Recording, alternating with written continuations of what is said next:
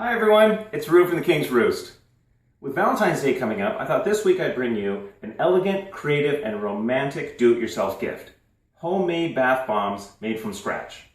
Everybody likes a good bath bomb. They're fizzy, they smell great, they've got moisturizers in them, and mineral salts for a great soak. So, let me show you how to make them from scratch and what you'll need. For your dry ingredients, what you're going to need, and you need to make sure you measure by weight, is going to be 8 ounces of baking soda, 4 ounces each of citric acid, cornstarch, and Epsom salts. Most of this stuff is in a grocery store. If you're wondering about citric acid, which is also called sour salt, it's often with the spices or with the canning and preserving supplies. You can also customize your bath bombs in tons of different ways. You can put in oat flour or oat flakes, which we're going to do today. Oats contain mucilage, which are actually soothing to the skin. You can put herbs in, which make it look great and give it some extra fragrance. You can put in candied lemon peels, colorants like mica or a little bit of food coloring. The possibilities are endless. For your liquid ingredients, you're going to need 3/4 of a tablespoon of water.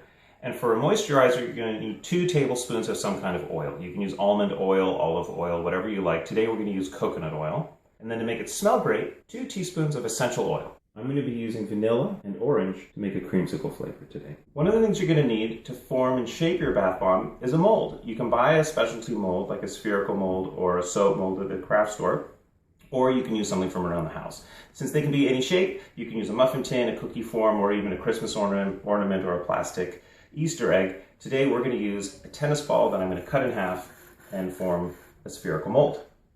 So to turn your tennis ball into a bath bomb mold, just cut it almost all the way through using a long and sharp serrated knife. Be very careful. The first thing you're going to do is mix together your dry ingredients, whisk them together, making sure you get all the clumps out and they're very well incorporated. One thing I would mention is that Epsom salts come in all different kinds of grain sizes. So if the Epsom salts you got were big chunks, you might need to pop them in the blender to make them into a much finer grain. Now that I have the 4 basic ingredients for the recipe together, I'm going to add in the optional oat flour. I like to use 1 ounce because if you use more, they start to fall apart. And whisk that right in with the other dry ingredients. And now it's time to mix your liquid ingredients. Now this is really important to mix them in a separate bowl before adding them to the powder. I'm going to use 2 tablespoons of oil. Today I'm using coconut. Little less than 1 tablespoon of water, and 2 teaspoons of essential oil. I'm actually using 2 different oils, 1 teaspoon of vanilla and 1 teaspoon of essential orange. And then whisk all the liquids together. Before we mix the wet and dry ingredients, I'm going to give you an important tip. Once you mix them together, you have a limited amount of time before it gets difficult to form the bath bombs. So you want to do them as quickly as possible. Therefore, have everything ready to go. Have your mold on hand and have a cookie sheet with a towel and a piece of parchment on top so that once you mix the wet and dry ingredients, you can get forming them right away. So now it's time to drizzle in all your liquid ingredients, pour them in all over, and then whisk it up. Stir it really well. It'll start to clump initially and you'll get some chunks. You just need to keep breaking those up and make sure you stir it all completely until it's all a smooth texture. Don't be tempted at this point to add any water. Once you get to the right consistency, it's kind of an unusual texture. It's going to be a lot like fresh powdered snow. It's going to seem dry, but when you feel it and pick it up and squeeze it, it'll hold its shape. That means you've done a great job and it's ready to be put into the mold. You're going to get about 6 bath bombs with this recipe. So grab your mold, take a loose handful of the powder and drop generous, well-rounded piles on both sides. Squeeze the mold closed using firm, even pressure. Try not to let any escape out. You'll be surprised at how much you can pack in there. Once you've closed it up tightly, take your time and gently and slowly open the tennis ball. Very carefully flip it over and let it fall out of the other half of the mold.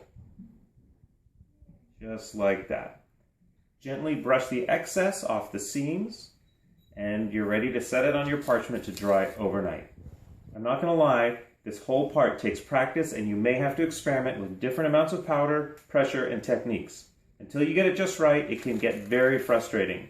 Don't be tempted at first to add more water. All you have to do if it falls apart or doesn't look right is whisk it back up again, get it nice and fluffy, and with a little practice, you'll get a feel for it and in no time, your bath bombs will look great. That's when you can start experimenting with all kinds of extras. Orange rinds, rolled oats, brown sugar. Look at that. It looks so good. Star anise is a good one. It looks cool and it smells great. Ah, there we go. Spices are great in bath bombs. These are the ones with brown sugar, fruit rinds. You can even put them in a pretty basket. Even candy and sprinkles, especially for Valentine's Day, are a lot of fun.